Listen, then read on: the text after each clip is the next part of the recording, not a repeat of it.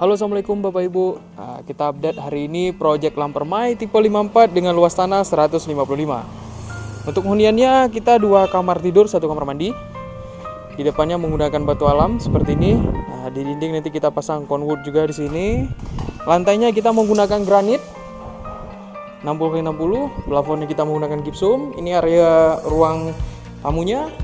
Kemudian kita lanjut, ini area dapur dan juga ruang keluarga. Ini kamar depannya, dan ini adalah kamar utamanya, lebih gede tentunya pastinya. Plafon gipsumnya tingkat 2 untuk di kamar, dan di bagian dapur ini seperti ini ya Bapak Ibu. Nah, kita nanti bagian kamar mandinya. Nah, ini area kamar mandinya, dan yang pastinya masih ada sisa tanah di bagian belakang.